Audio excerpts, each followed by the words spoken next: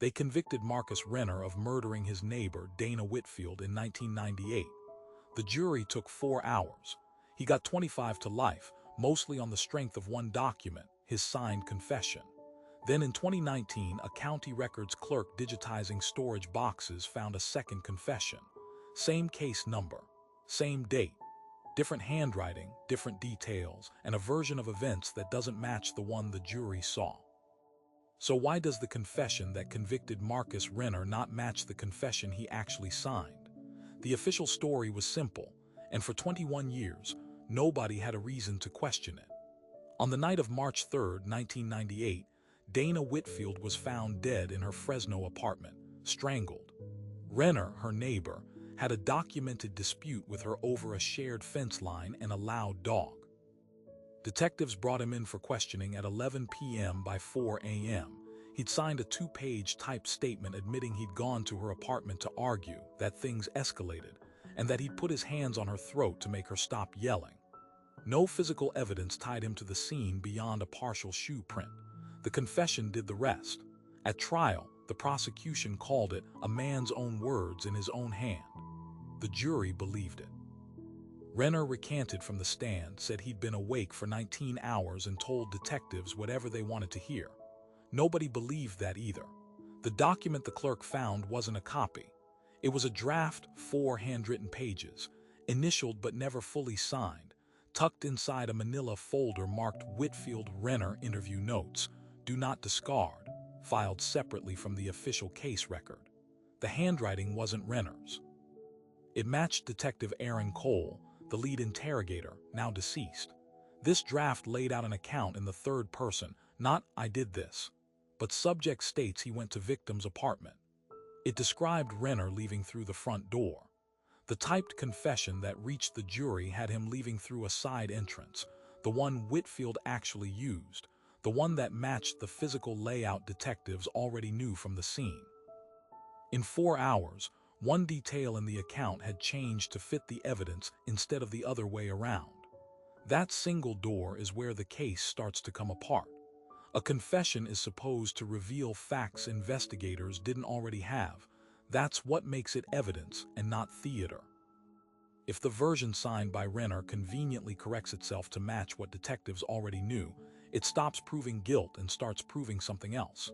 That somebody built the account after the facts were already on the table. The defense in 1998 never saw this draft. It wasn't in discovery.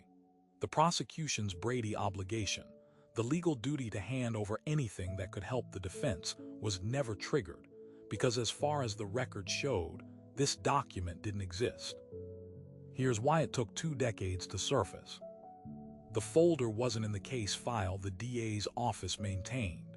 It was in a separate archive the department kept for interview process materials, internal notes considered work product, not evidence, and therefore never subject to subpoena in the original trial. That distinction, work product versus evidence, is a legal wall most people never think about.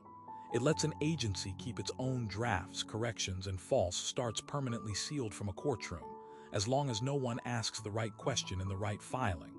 Nobody did, because nobody knew a first draft existed. Detective Cole retired in 2002. He never testified again. He died in 2014, 5 years before the clerk opened that box. But the door wasn't the strangest part. Buried on the last page of that same folder was a lab requisition slip, a request for a second shoe print analysis, dated March 9, 1998, 6 days after the murder. It asked the crime lab to compare the partial print at the scene against a specific pair of boots. Not Renner's boots, Whitfield's ex-husband's. That request was never logged in the property and evidence system, and no lab report matching it was ever produced at trial. One buried request, one name that never appeared in front of the jury, one comparison whose result, if it ever existed, has never surfaced. If the confession was shaped to match the evidence instead of revealing it, and a second suspect was quietly tested and never mentioned again, the conviction doesn't just look shaky, it looks engineered. Renner has served 27 years. The California Innocence Project took the case in 2021, citing the draft as Brady material withheld in violation of due process. A judge has agreed to review it. Detective Cole can't explain his own handwriting anymore. The lab technician who might have run that second print request retired to Oregon, and through her attorney, declined to say whether she remembers it at all. So the question isn't whether Marcus Renner said the words on that typed page.